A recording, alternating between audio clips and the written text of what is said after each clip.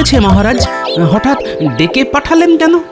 জানো তো গোপাল, সঙ্গে করে কোনো সৈন্য না নিয়ে মন্ত্রী আর সেনাপতি জঙ্গলে ডাকাত ধরতে গেছে, কিন্তু এখনো তো ফিরলো না। এত চিন্তা হচ্ছে না, তাই তোমাকে ডেকে পাঠালাম। দুজনে যখন গেছে তখন নিশ্চয়ই ডাকাত ধরে নিয়ে আসবে। ওই তো সেনাপতি এসে গেছে। সেনাপতি, ডাকাত কই? ডাকাত ধরতে পারেনি মহারাজ। উফ, কি বলবো, কি ভয়ানক ডাকাত! বন করে তলোয়ার প্রায়। আর আমি কোনো মতে প্রাণ নিয়ে পালিয়ে এসেছি মহারাজ।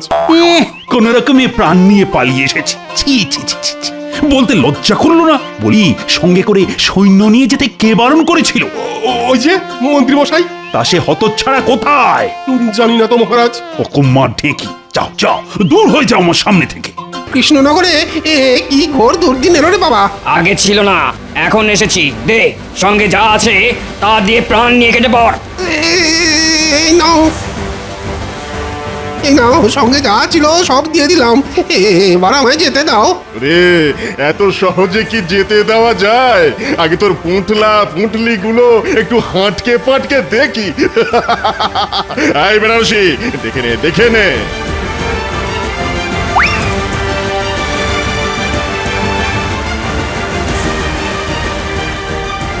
না রে আনারসি, রোজকার কিছু নেই। যা, যা ভাগ। যা, মাত্র 2 টাকা রোজগার হলো রে বেনারসি। খাটুনি বৃথা। ধৈর্য ধর আনারসি, দেখিস ঠিক শাসালো কেউ আসবেই। চল গাছে উঠে বসে থাকি।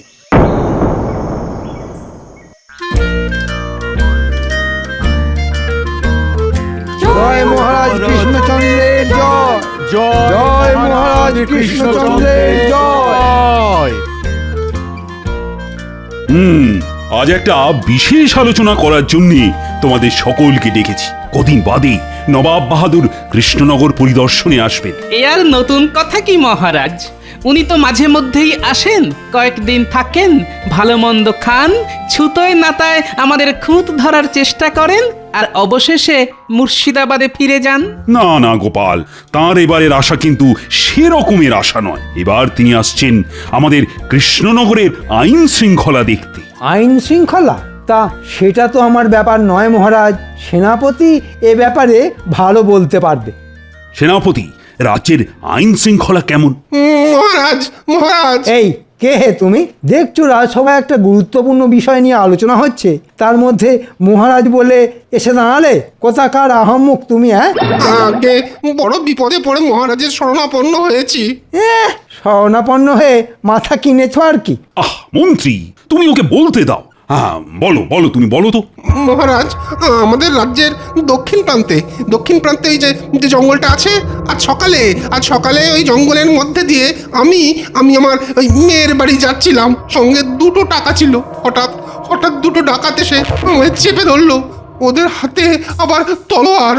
আমাকে মেরে ফেলার ভয় দেখিয়ে ওই 2 টাকা ওরা কেড়ে নিল মহারাজ।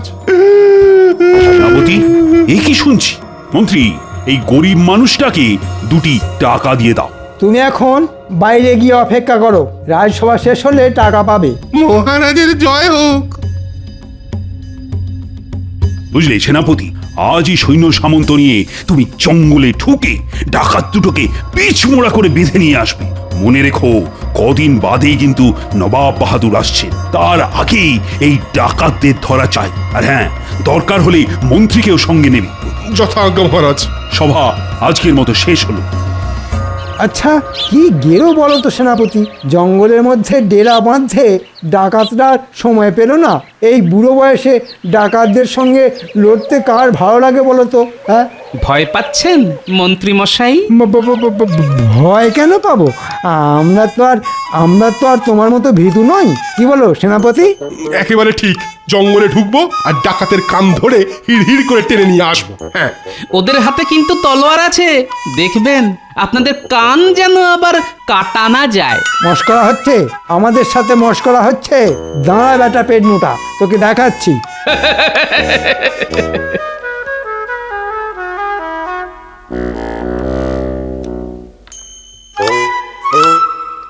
তাহলে মন্ত্রী মশাই, সঙ্গে করে অনেক সৈন্য নিয়ে নি। হ্যাঁ, কি বলেন? দূর, সঙ্গে করে অনেক সৈন্য নিয়ে কি হবে? হ্যাঁ শোনো, আমি আর তুমি যথেষ্ট। মানে বুঝলে না? না। এই জন্যই না মহারাজ তোমাকে মাথা মোটা বলেন। শোনো, আমার স্থির বিশ্বাস জঙ্গলে ডাকাত মাকাত কেউ নেই, তাই আমি তুমি হেলে দুলে তলোয়ার হাতে জঙ্গলে ঢুকবো আর মহারাজকে এসে বলবো যে আমাদের দেখেই ডাকাতেরা ভয়ে পগার পার। তখন আমাদের কত নাম হবে বলো তো? কিন্তু কিন্তু মহারাজ তো ডাকাত ধরে আনতে বলেছেন। বলেছেন না? ঠিক আছে, ডাকাত পগার পার হয়ে গেছে বলবো না, তার বদলে হাতের কাছে অজানা অচেনা যাকে পাবো তাকেই ধরে এনে ডাকাত বলে চালিয়ে দেব। দারুণ হবে, তাই না? সৈন্য ছাড়াই ডাকাত ধরে আনা। তবে তাই তো বলছি সেনাপতি, সব সময় আমার বুদ্ধি নিয়ে চলবে, তাহলে দেখবে আখেরে তোমার লাভই হবে। বলা যায় না, খুশি হয়ে মহারাজ আমাদের মোটা রকমের পুরস্কারও দিয়ে দিতে পারেন। তাহলে আর দেরি কেন? চলুন চলুন, কোমরে তলোয়ার বেঁধে বেরিয়ে পড়ি।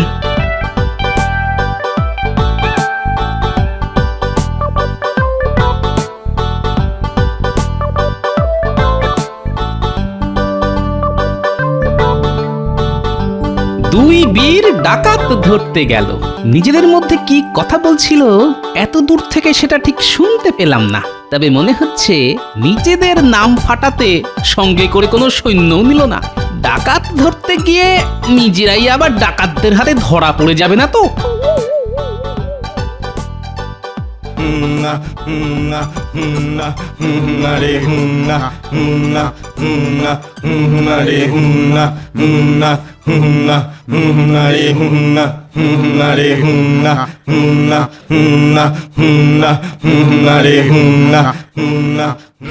আনারসি হুমনা হুমনা করতে করতে মনে হচ্ছে পালকি আসছে। পালকি মানে বেশ শাঁসালো শিকার। চল চল, গাছ থেকে নেমে ঝোপের আড়ালে লুকিয়ে বসে থাকি, তারপরে কাছে এলেই খোলা তলোয়ার হাতে কোপ মারতে হবে। চল চল চল। ঠিক বলেছিস।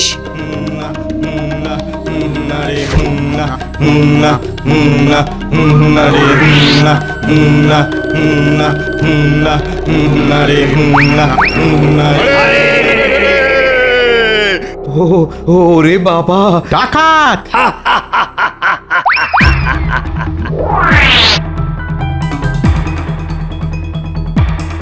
দেখ আনারসি দেখ, আমাদের ভয়ে বেটার ছেলে কেমন ঠক ঠক করে কাঁপছে দেখ। এই বেটা, পালকির ভেতরে কে আছে রে? আমার বউ? বিয়ে করে ফিরছিস? নতুন বউয়ের গায়ে গয়না গাটি আছে। মানে খুবই সামান্য, আসলে খুব গরিবের মেয়ে।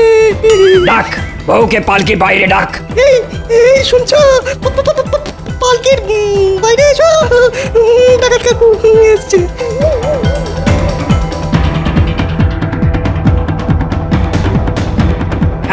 হ্যাঁ রে আনারসি, গায়ে তো গয়নাগাটি বলতে কিছুই নেই রে। তাই তো দেখছি, গলায় একটা সুতোর মতো লিকপিকে হার আর কানে দুটো মাখড়ি, দুটো হাতি তো খালি, না আছে পালা না আছে চুড়ি।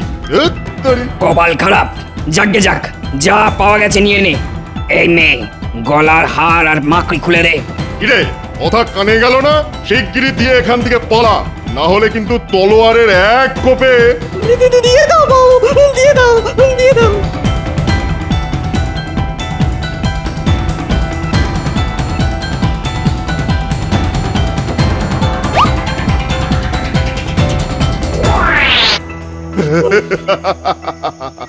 পালিয়েছে, আমাদের ভয়ে পালিয়েছে। চল আবার গাছে উঠে বসে থাকি।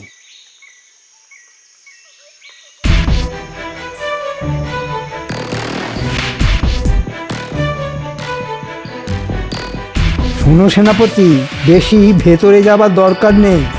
ঠিক আছে ঠিক আছে। ডাকাত! ডাকাত! জঙ্গলে ডাকাত পড়েছে, ডাকাত! ও মন্ত্রী মশাই, এরা কারা? ও মন্ত্রী মশাই, ও সেনাপতি মশাই, আমাদের বাঁচান, আমাদের বাঁচান। কি হয়েছে কি? হ্যাঁ, সর্বনাশ হয়ে গেছে, ছেলে দিয়ে দিয়ে বউ নিয়ে আসছিলাম, জঙ্গলে ডাকাত পড়েছে। আমরা প্রাণ নিয়ে পালিয়ে এসেছি, কিন্তু আমাদের ছেলে বউ তো ডাকাতদের খপ্পরে পড়েছে। কপাল গুনে আপনারা সময় মতো এই জঙ্গলে এসে পড়েছেন। ও মন্ত্রী মশাই, ও সেনাপতি মশাই, সে কি চলুন, সে কি চলুন। আমাদের ছেলে বউকে বাঁচান। এ কি গেরাকলে পড়লাম রে বাবা। হ্যাঁ, তাহলে ওই লোকটা যা বলেছিল তা সত্যি? হ্যাঁ, ও সেনাপতি, এরা কি বলছে? হ্যাঁ হ্যাঁ, বাঁচাবো তো নিশ্চয়ই, তবে তার আগে আমাদের তো সৈন্য ডেকে আনতে হবে। আহা, আরে সৈন্য সামন্ত আনতে আনতে ওদিকে হয়তো ডাকাতেরা আমাদের ছেলে বউকে মেরে ফেলবে। তাড়াতাড়ি চলুন। হ্যাঁ, ওদের হাতে ইয়া বড় বড় তলোয়ার। কি সেনাপতি, কি করবে? এক্ষুনি যান, গিয়ে ডাকাত ধরুন, না হলে আমরা কিন্তু মহারাজের কাছে গিয়ে নালিশ করবো যে আপনাদের জানানোর পরেও আপনারা কিচ্ছুটি করেননি। ওরে বাবা, এ কি গেরো, সবকিছু আপনার জন্য হয়েছে। তখন পই পই করে বললাম সৈন্য নিয়ে চলুন, সৈন্য নিয়ে চলুন, তা না। বুঝলি আনারসি, এই কৃষ্ণনগরের জঙ্গলে ঠিক যেন জমলো না। ঠিক বলেছিস, প্রথম দুদিন তো কিছু শিকারই জোটেনি, আর যাও বা জুটলো তাও সবাই গরিব। একজনের ট্যাঁকে মাত্র 2টো টাকা, আর এই তো দেখলি বর কনের ছিঁড়ি, কনের গলায় সুতোর মতো সোনার হার, আর কানে টিকটিক একটা মাকড়ি। বেঁচে আর ক টাকায় হবে বলতো? অথচ এই মুহূর্তে এই জঙ্গল ছেড়ে কোথায় আর যাবো বল? পলাশিতে ডাকাতি করতে গিয়ে নবাবের সৈন্যের হাতে যা আমার খেয়েছিলাম। ঠিক বলেছিস, ঠিক বলেছিস, এখনো ভালো করে গায়ের ব্যথাও মরেনি। হ্যাঁ গো সেনাপতি, ডাকাতগুলোকে সামলাতে পারবে তো? আমি একা সামলাবো কেন? সঙ্গে আপনি আছেন কি করতে? এই দেখো, এগিয়ে যাচ্ছ কেন? হ্যাঁ, একটু বুঝে দেখো, আমি হলাম মন্ত্রী, তাই আমার কাজ হলো মাথার, তলোয়ারের নয়। তুমি হলে সেনাপতি, তাই মাথার কাজের বদলে তলোয়ারের কাজেই তো তুমি দক্ষ, তাই না? আমি পরিষ্কার বলে দিচ্ছি, এসব শুকনো কথায় চিড়ে ভিজবে না। ডাকাত দেখতে পেলে তাদের সঙ্গে আমার মতো সমান তালে আপনাকেও লড়তে হবে, না হলে আমি কিন্তু মহারাজকে বলে দেবো। হ্যাঁ, এই বেশি মহারাজ দেখিও না তো, মনে রাখবে আমি মন্ত্রী, পদমর্যাদায় আমি তোমার থেকে বড়। আরে রাখুন তো আপনার পদ, মুখ সামলে কথা বলবে সেনাপতি। আপনি সামলান আপনার মুখ। আপনি আপনি তুমি আপনাকে আমি তুমি এই জঙ্গলের মধ্যে কারা চাচামেচি করছে বলতো? চল গাছ থেকে নেমে দেখে আসি। মুখ সামলে কথা বলবে সেনাপতি। দিন দিন তোমার খুব সাহস বেড়ে গেছে, তাই না? মুখে মুখে তর্ক করো। বেশ করেছি। দেখে মনে হচ্ছে শাঁসালো শিকার। নে তোলা তলোয়ার হাতে ঝাঁপিয়ে বস। সামলে কথা বলবে সেনাপতি। আরে ওরে বাবা, সামনে যে ডাকাত!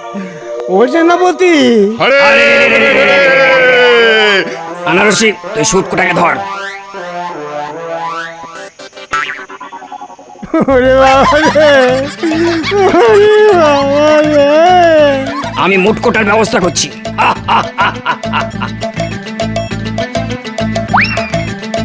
মুটকোটা পালিয়ে গেছে। তাহলে আমাকেও পালিয়ে যেতে দে, তোদের দুটো পায়ে পড়ি। চপ, 1000 টাকা না পেলে কিছুতেই ছাড়বো না। ওরে বাবা, 1000 টাকা তো নেই রে। তাহলে তোর ধর থেকে মুন্ডুটা ঘেঁচাং ফু করে দেব।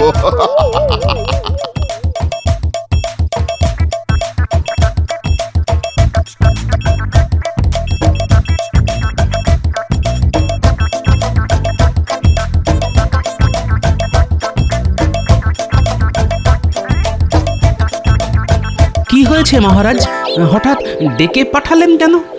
জানো তো গোপাল, সঙ্গে করে কোনো সৈন্য না নিয়ে মন্ত্রী আর সেনাপতি জঙ্গলে ডাকাত ধরতে গেছে, কিন্তু এখনো তো ফিরলো না। এত চিন্তা হচ্ছে না, তাই তোমাকে ডেকে পাঠালাম। দুজনে যখন গেছে তখন নিশ্চয়ই ডাকাত ধরে নিয়ে আসবে। ওই তো সেনাপতি এসে গেছে। সেনাপতি, ডাকাত কই? ডাকাত ধরতে পারেনি মহারাজ। উফ, কি বলবো, কি ভয়ানক ডাকাত, বন করে তলোয়ার প্রায়। আর আমি কোনো মতে প্রাণ নিয়ে পালিয়ে এসেছি মহারাজ। কোন রকমে প্রাণ নিয়ে পালিয়ে এসেছে? ছি ছি ছি ছি ছি। বলতে লজ্জা করলো না? বলি, সঙ্গে করে সৈন্য নিয়ে যেতে কে বারণ করেছিল? ওই যে মন্ত্রী মশাই। তা সে হতচ্ছাড়া কোথায়? জানি না তো মহারাজ। অকম্মার ঢেকি, যাও যাও, দূর হয়ে যাও আমার সামনে থেকে। হাই গোপাল, এখন কি হবে বলো তো? চিন্তা করবেন না, আমি না হয় ডাকাত ধরতে যাব। তুমি ডাকাত ধরে আনবে? বাঁচালে গোপাল। এই, তাহলে এক কাজ করো, অনেক সৈন্য আর অস্ত্র নিয়ে যাও। সৈন্যও লাগবে না, অস্ত্রেরও প্রয়োজন নেই। হ্যাঁ, সৈন্য অস্ত্র এসব না নিয়ে কি দিয়ে তুমি ডাকাত ধরবে বলো তো? কেন? মাথার ভেতর যে বস্তুটি আছে, মানে মগজাস্ত্র দিয়ে আপনি শুধু ঢেঁড়া পিটিয়ে ঘোষণা করে দিন, যে ডাকাত ধরতে পারবে তাকে আপনি 1000 সোনার মোহর পুরস্কার দেবেন। আর ঢেঁড়াওয়ালা যেন জঙ্গলের ভেতর গিয়েও ঢেঁড়া পিটিয়ে আসে। ও, ঠিক আছে, আমি এক্ষুনি ঢেঁড়া দেবার ব্যবস্থা করছি। আরে সুটকোটাকে ভালো করে বেঁধে রেখেছিস তো? হ্যাঁ হ্যাঁ, ভালো করে বেঁধে রেখেছি। জানিস সুটকোটা বলছিল ও নাকি রাজা কৃষ্ণচন্দ্রের মন্ত্রী। হ্যাঁ রে, মহারাজ কৃষ্ণচন্দ্র যদি সৈন্য সামন্ত নিয়ে আমাদের ধরতে আসে, কি হবে বলতো? না না, মন্ত্রী নয় বল, রোগা প্যাকেটির মতো চেহারা নাকি মন্ত্রী। তখন না হয় পগার পার হয়ে যাব, এখন তো চুপচাপ বসে থাক। শোনো শোনো শোনো, যে ডাকাত ধরে দিতে পারবে মহারাজ কৃষ্ণচন্দ্র তাকে 1000 সোনার মোহর পুরস্কার দেবেন। কি রে আনারসি, কি বুঝলি? রাজা কৃষ্ণচন্দ্র আমাদের ধরতে আসছে। ভাইরে, আমাদের এখান থেকে পালাতে হবে। তোর মুন্ডু হবে। মনে হচ্ছে রাজা কৃষ্ণচন্দ্র খুব দুর্বল রাজা, আমাদের ধরার মুরুদ তার নেই, তাই ধরিয়ে দেওয়ার জন্য পুরস্কার ঘোষণা করেছে। তাই তো, এটা তো আমার মাথায় আসেনি। বেনারসি রে, তোর কি বুদ্ধি? হ্যাঁ, তাই কোনো শিকারের আশায় চুপচাপ বসে থাক, আর তেমন কোনো সন্ডা গন্ডা কাউকে দেখলেই না হয় গা ঢাকা দেবো। ঠিক বলেছিস।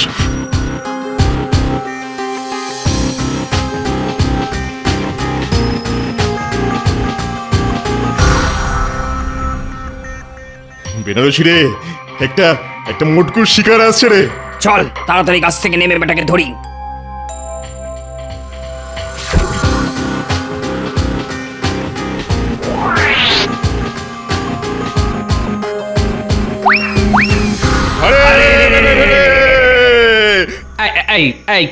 কে ভাই তোমরা?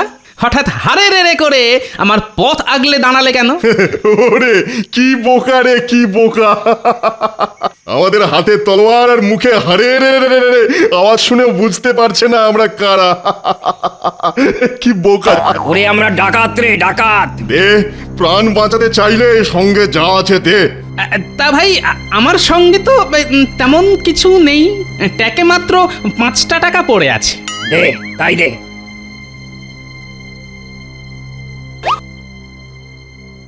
যা, এবার দূর হয়ে যা। তা না হয় যাচ্ছি, কিন্তু ভাই, আচ্ছা, ডাকাতি করে কত রোজগার হয় তোমাদের? ভালো না, ভালো না। এই জঙ্গলে কদিন ধরে আস্তানা গেলেছি, রোজগার পাতি তেমন কিছুই হয়নি।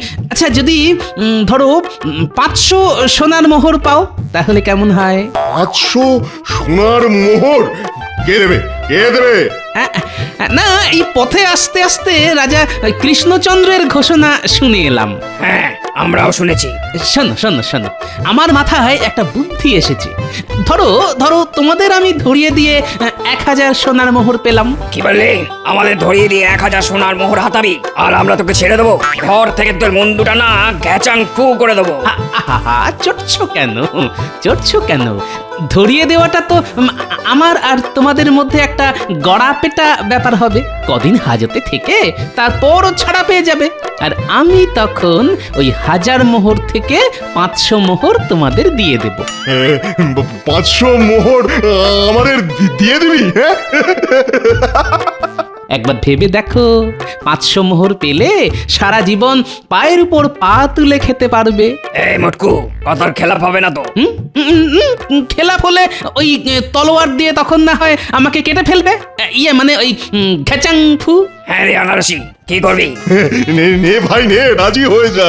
দেখ, এতদিন ডাকাতি করেও আমরা একটাও সোনার মোহর রোজগার করতে পারিনি ভাই। হ্যাঁ রে মটকু, কতদিন আমাদের হাজতে থাকতে হবে? আমি যতদূর জানি তাতে কৃষ্ণচন্দ্রের রাজত্বে ডাকাতির শাস্তি হলো মাত্র 1 মাস হাজতবাস। তবে হ্যাঁ, হাজতে নাকি খুব ভালো ভালো খাবার দেওয়া হয় শুনেছি। এই মাছ, মাংস, কোপ্তা, কাবাব, কালিয়া। কি ভালো ভালো খাবার, হ্যাঁ? ঠিক আছে, আমরা তাহলে তোর হাতে ধরা দিলাম। তাহলে হাতের তলোয়ার ফেলে ভালো মানুষের মতো আমার সঙ্গে চলো দেখি।